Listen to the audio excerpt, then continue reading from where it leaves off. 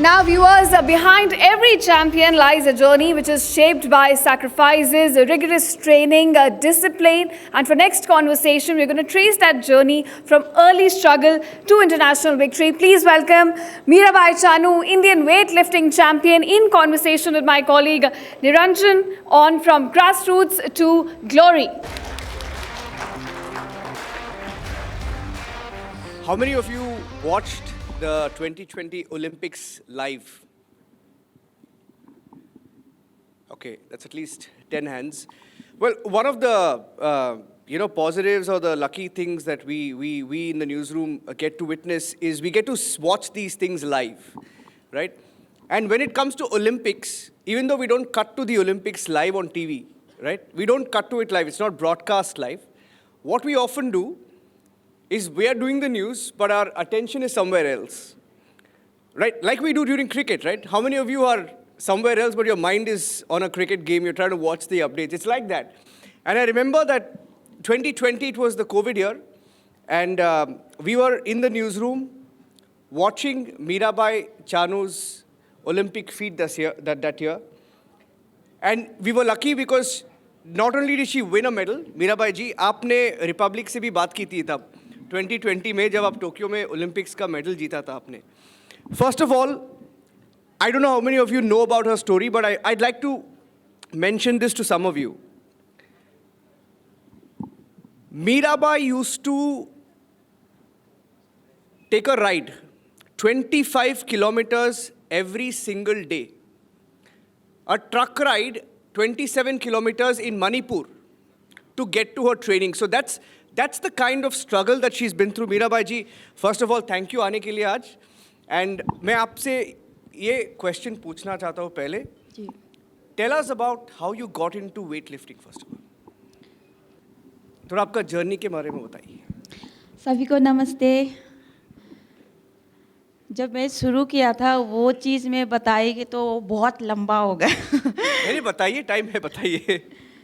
तो हाँ, मैं एक छोटे से गांव से हूँ, मणिपुर से. इम्फाल से 24-25 किलोमीटर में रहती हूँ, नोंगपोक कक्चिंग करके. एक्चुअली मैं बहुत ज़्यादा लकी हूँ कि मेरा फैमिली स्पोर्ट्स बहुत ही ज़्यादा पसंद है. मेरा मम्मी पापा को भी फुटबॉल प्लेयर है और मेरा 2 भाई भी फुटबॉल प्लेयर है. हमारी भाई बहन हम 6 लोग हैं, 3 दीदी है और 2 भाई है और मैं सबसे लास्ट हूँ. और ऐसा लगा था कि जो मेरा मम्मी ने एक दिन मुझे बोला था कि मुझे स्पोर्ट्स में भेजना चाहिए, क्योंकि उसी टाइम मुझे बहुत यंग थे, मुझे पता नहीं था. कितना साल के थे आप? 7-8, हाँ ऐसा ही था. 17. हाँ 7-8 में. 7-8 ईयर्स में. ओके. तो मम्मी ने बोला था कि आपके दोनों भाई भी फुटबॉल मुझे बहुत ज़्यादा पसंद है. तब भी पता था आपको कि आप वेट लिफ्टिंग करेंगे? आप मुझे बिल्कुल भी पता नहीं था, कुछ आइडिया नहीं था कि वेट लिफ्टिंग क्या होते हैं. स्पोर्ट्स में मुझे कितना मेहनत करना पड़ेगा, कैसे जाना पड़ेगा, मुझे कुछ आइडिया नहीं था. ले लिया था कि आपको स्पोर्ट्स. मम्मी ने एक बार मुझे बताया था कि आपको स्पोर्ट्स में जाना है, क्योंकि दोनों भाई पहले से ही फुटबॉल प्लेयर है और मम्मी पापा पहले से फुटबॉल खेल चुकी है गाँव में ही. तो उनका जो सपना है वो मेरे ऊपर देखना चाहते थे. तो बोला मम्मी ने आप जाओ. मुझे नहीं मम्मी, मुझे स्पोर्ट्स में कैसे जाओ? हाँ जी. मुझे पता नहीं ये स्पोर्ट्स कैसे करना है, कौन सा स्पोर्ट्स मुझे खेलना है, वो बिल्कुल मुझे आइडिया नहीं है. हाँ. पर उसी टाइम हमारी सभी शायद पता होगा कि नहीं पता, कुंजू रानी मैडम मणिपुर का सबसे पहला बेस्ट लिफ्टर है. हमारी वेट लिफ्टर है. तो मैं उनकी जो हिस्ट्री होते हैं हमारी बुक्स में है मणिपुर में. हाँ जी. तो उनका पूरा हिस्ट्री में पढ़ा था कि बहुत अच्छा लगा उनको वो हिस्ट्री सुन के, क्योंकि वो भी बहुत गांव से आके ट्रेनिंग करते थे और इतना सारे मेडल लिया था. उनके ही कहानी थी मणिपुर में तो सब हर जगह पे. तो मुझे लगा कि ये वेट लिफ्टिंग कौन से स्पोर्ट्स है. तो मम्मी ने भी मुझे स्पोर्ट्स में डालने के लिए बोला है, जाने के लिए. तो मैं कौन से स्पोर्ट चूज़ करना है. तो मैं हिस्ट्री पढ़ा कुंजू रानी मैम का, तो मुझे और भी ज़्यादा ऐसे जानने लगे कि मुझे वेट लिफ्टिंग कैसा करते हैं. उस टाइम में हम वेट लिफ्टिंग को पता नहीं थी, सिर्फ लोहा उठाना ही बोलते थे हमारे में.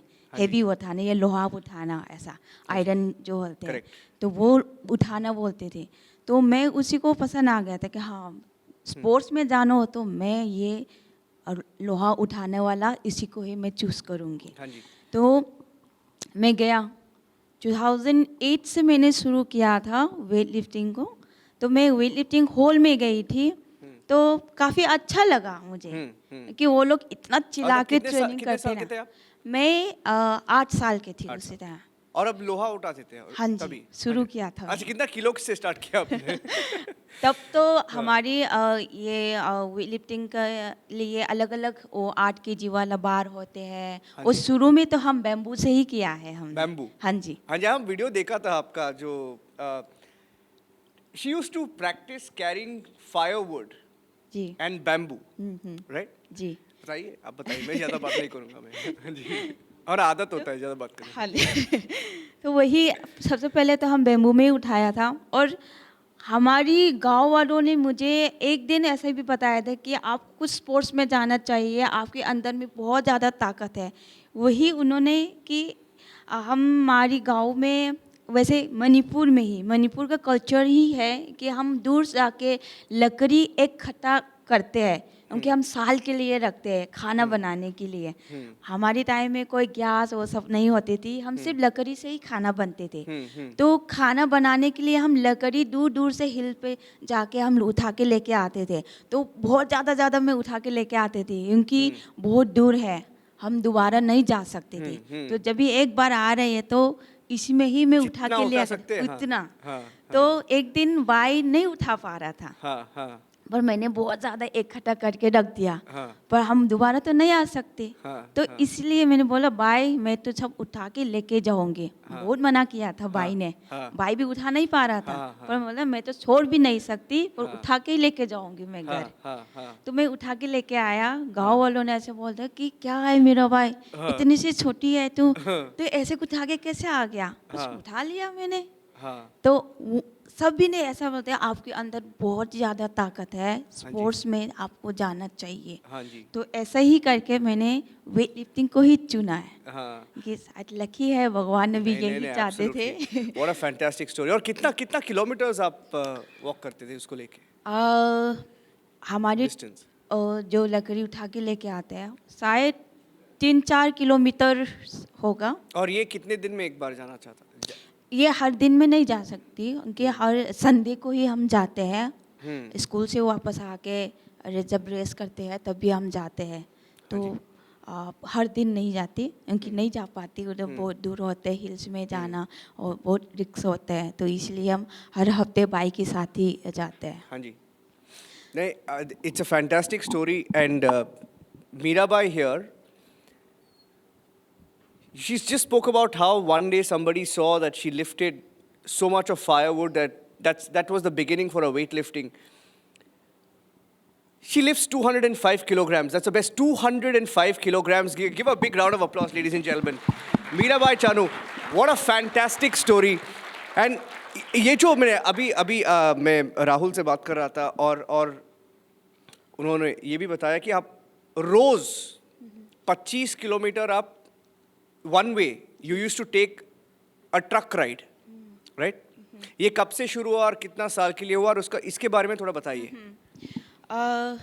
जब स्पोर्ट्स में कदम रखा था तब से ही उन्होंने मुझे हेल्प किया है, क्योंकि मणिपुर में हम बता नहीं सकती कब क्या होता है, कुछ न कुछ क्राइम होते रहते हैं। हाँ जी। तो हमारी जो गांव से आते हैं बस या ये सब गाड़ी बंद हो जाते हैं, हाँ जी। कि जाते ही नहीं है। हाँ जी। तो उसी टाइम में मुझे सोचा कि मुझे ट्रेनिंग तो जाना है, पर किसी भी करके मुझे ट्रेनिंग करने के लिए जाना है, पहुंचना है। कि 6 बजे हमारी असेंबली होती थी, उसी में मुझे पहुंचना है।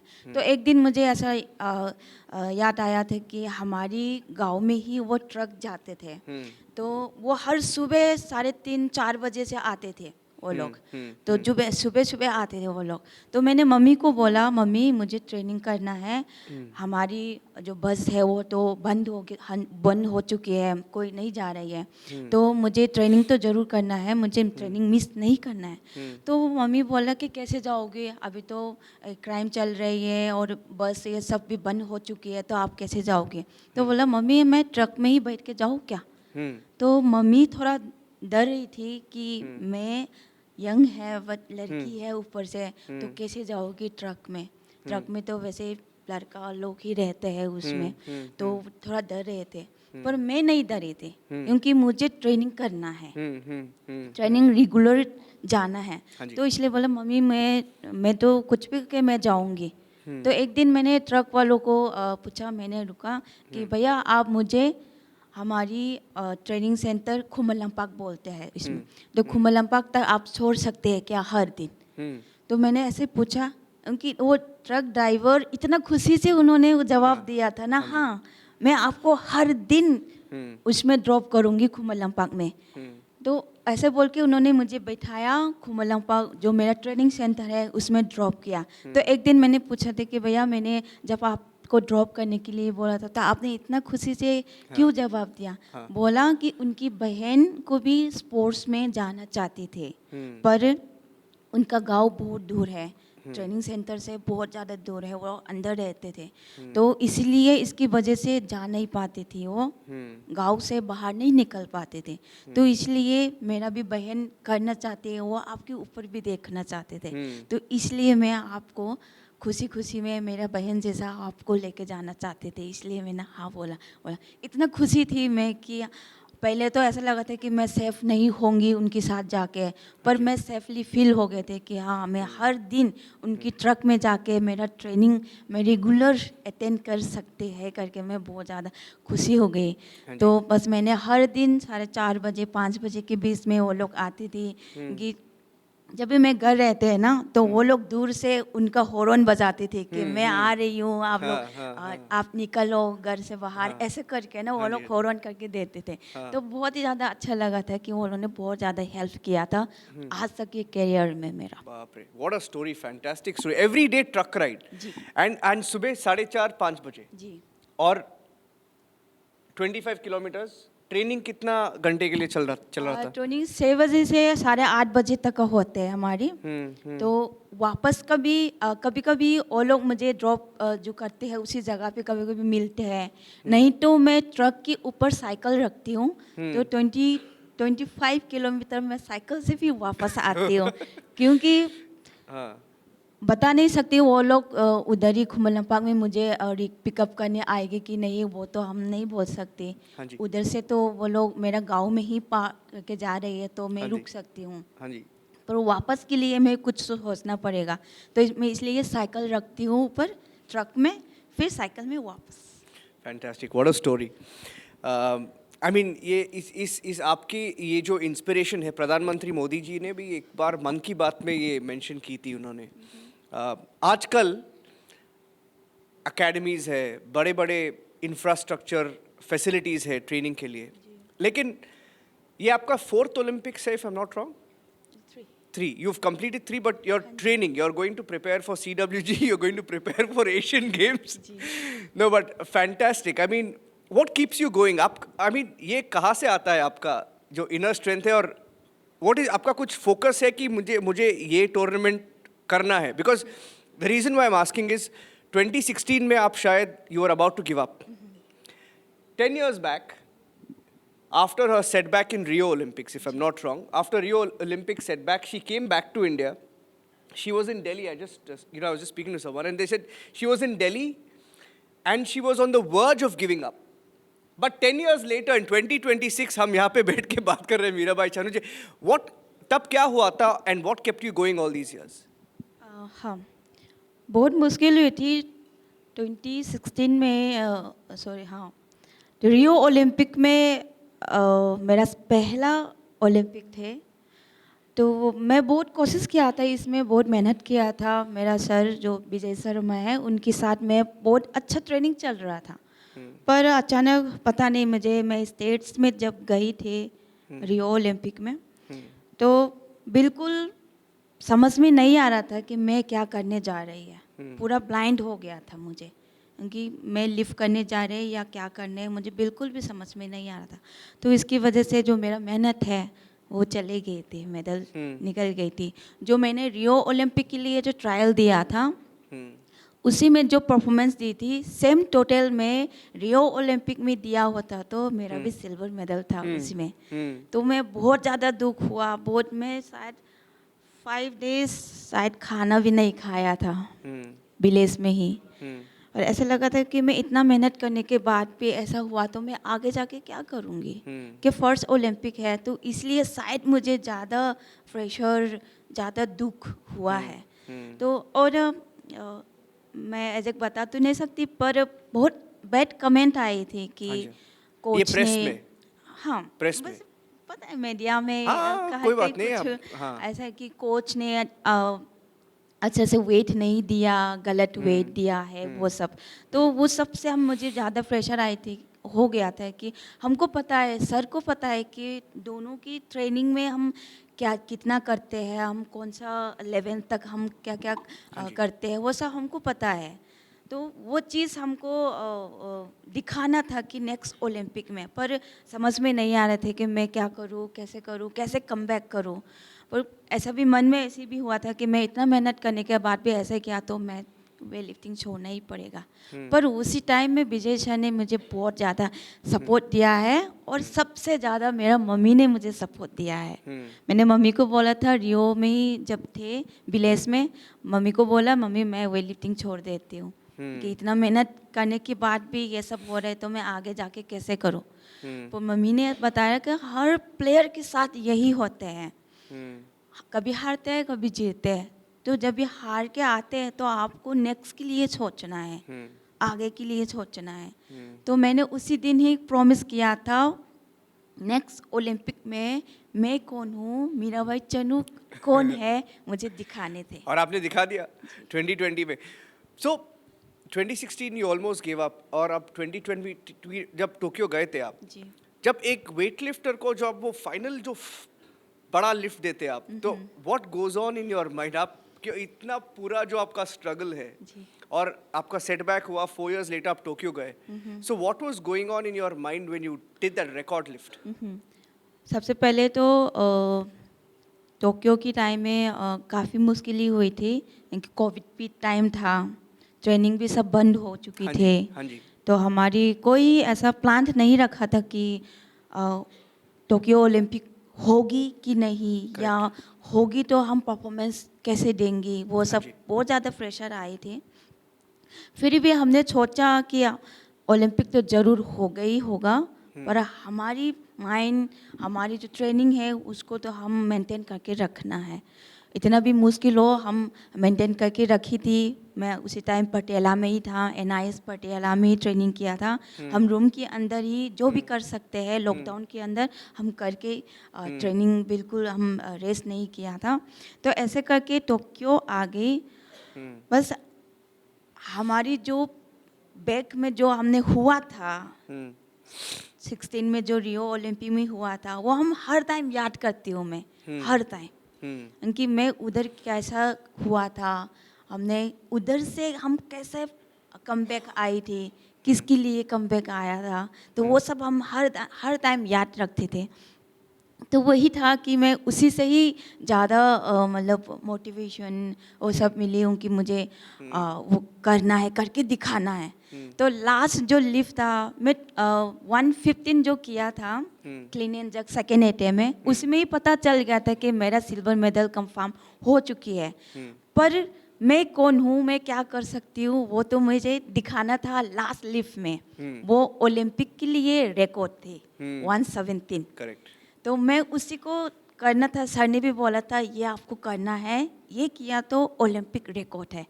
तो मन में ऐसा आ रहा था कि हाँ मुझे करना है। तो प्रेशर भी आ रहा था, सर का भी जो सर ने बोला था वो भी आ रहा है, तो मैं क्या करूँ, पर करना तो ज़रूरी है। तो ऐसे करके मैंने पूरा डू एंड बाई बोलते हैं कि जब भी वेट दिखते हैं तो हम ऐसा लगता है कि हाँ मरना तो ये स्टेज के ऊपर ही हम मरेंगे। तो ऐसा ही था। तो बहुत ही ज़्यादा अच्छा लगा कि मैंने जो मैं कर सकती हूँ वो सबको मैंने दिखाया है। हाँ जी। और ओलंपिक में जाना हमारे लिए, मेरे लिए बहुत ही बड़ी बात होती है। Absolutely, no absolutely, I mean आपने क्या बोला कि इसमें इसमें बहुत सारा सैक्रिफाइस भी होता है, जी, मेहनत तो है, जी, बिकॉज जी। सैक्रिफाइस, जब when we talk about sacrifice, you know she hasn't celebrated her birthday 8 साल के लिए, she didn't celebrate her birthday with family for 8 years. हाँ, 8 साल के लिए, and you are always away, training पे थे आप। हाँ जी।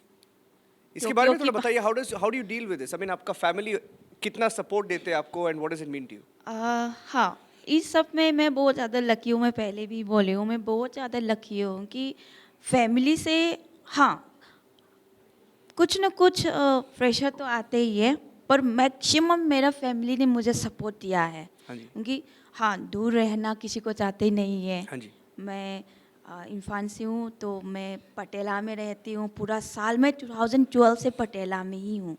तो पूरा साल मैं रहती हूँ, बहुत कम जाते थे मैं घर, क्योंकि मम्मी ने मुझे डायरेक्टली मना किया है कि घर आने में। अच्छा, बोले कि बताओ। हाँ, मत आओ, हाँ, जब हाँ, मिलना हाँ है जी। तो मैं कभी कभी आती हूँ, हाँ जी। नहीं तो आप मत आओ। क्योंकि मम्मी को पता है हम जब घर जाते हैं तो मेरा ट्रेनिंग मिस हो जाता है।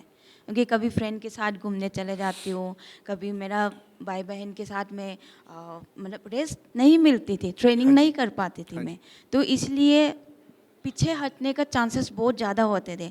तो हमको कुछ पाना है, हमारी जो गांव का नाम ऊपर करना है, फैमिली का नाम को ऊपर करना है, तो हाँ जी। इसीलिए आपको सेक्रीफाइस करना ज़रूरी है। तो ये चीज़ फैमिली ने मुझे हर टाइम बताते थे। तो जी। वही चीज़ मैं याद करती हूँ कि हाँ, घर जाना चाहो तो भी मतलब मैं नहीं जा ना ना, जब सकती। आप ये सभी आप बोल रहे हो मीराबाई जी, तो जी। मैं जस्ट सोचता हूँ कि आजकल के जो ऑप्शंस है यूथ के लिए, बच्चों के लिए, if somebody wants to take up sports, आपके टाइम में you were just talking about sporting infrastructure करके कुछ ऑप्शंस नहीं था। आपको लोहे उठाना था, you had to go after firewood sticks. आपका एडवाइस क्या है आजकल के जो बडिंग एथलीट्स है, क्योंकि बिकॉज हमारा जो ये आर फॉर स्पोर्ट्स कैंपेन है, जी। इसका मिशन भी एक ये है कि more and more people take up sports, more and more people come forward and train and win more medals for India. आप एक मीराबाई चानू है, जी। There are very few inspiration stories, but ये मेरा पर्सनल ओपिनियन है कि आपका जो स्ट्रगल्स है, जी। There is an inner strength, आपका जो स्ट्रेंथ है अंदर से आता है, क्योंकि आपने वो स्ट्रगल देखा है। लेकिन शायद आजकल आसान है for young budding athletes, infrastructure है, एकेडमीज है, so what is your advice to them? हाँ, जब ये हमने शुरू किया था स्पोर्ट्स में, तो उसी टाइम में कोई सपोर्ट और वैसे एकेडमी और ये सब बिल्कुल भी नहीं होते थे। हमको दूर जाके ट्रेनिंग करना पड़ते थे।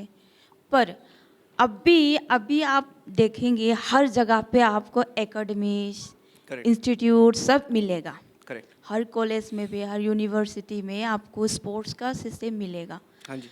हमारे टाइम में नहीं होते थे। और सबसे अच्छी बात है कि अभी सरकार ने बहुत ज़्यादा स्कीम बना चुके हैं कि खेलो इंडिया हो गया है यंग एथलीट के लिए। Correct. यंग एथलीट को परफॉर्मेंस देने के लिए चांसेस दे रही है। हाँ जी। तो हमारे टाइम में ऐसा कुछ नहीं था कि हमारी जो अंदर में हुनर तो है, पर हम दिखाने के लिए चांसेस नहीं मिलते थे।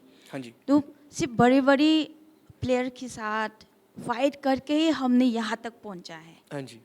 तो अभी का बच्चे, मैं ये तो नहीं कह सकती कि हर कोई भी प्लेयर्स अच्छे नहीं हैं, बहुत ही ज़्यादा अच्छे हैं। कि अभी और भी ज़्यादा यंग प्लेयर्स ऊपर आ रही है, बढ़ हाँ जी। चुकी है परफॉर्मेंस में। हाँ जी। हर आप स्पोर्ट्स में देखो कि यंग बच्चे बहुत ज़्यादा डेवलप हो रही है। हाँ तो जी। ये हमारे लिए, मेरे लिए भी बहुत बड़ी बात होती है हाँ जी। कि अभी हम भी कोशिश कर रहे हैं कि वेट लिफ्टिंग में भी नेक्स्ट मीराबाई चानू लाने के लिए हाँ जी। हम हर जगह पे ढूंढ रहे हैं कि मैंने भी खुद का एक, हम सर दोनों को मिलके हमने एकेडमी बनाया है कि हाँ जी। ताकि वेट लिफ्टर को आगे बढ़ने के लिए। हाँ जी। तो ऐसा ही है कि मैं यंग जनरेशन को यही बोलना चाहती हूँ कि उनका हमारी लाइफ उनका लाइफ बहुत ज़्यादा चेंजेस है, उनके लिए हेल्प करना बहुत ही ज़्यादा अभी है। सब कुछ सरकार सपोर्ट दे रही है, हर जगह पे एकेडमी है, ट्रेनिंग की सिस्टम है, इक्विपमेंट है, सब कुछ है। तो उसी का फ़ायदा लेना बहुत ज़्यादा ज़रूरी है, क्योंकि फ़ायदा लो और इंडिया के नाम भी कमाओ। Absolutely. अभी आपने बोला कि अगला मीराबाई चानू कौन होगा उसका हम ट्रेनिंग का देख रहे हैं। कोई दिख रहा है आपको? अभी कोशिश कर रही है, हाँ जी। तो आप देखेंगे हम पूरा जो अभी सर दोनों ने एक वेट लिफ्टिंग वॉरियर्स करके हमने यूपी मोदी नगर में ही हमने एकेडमी बनाया है।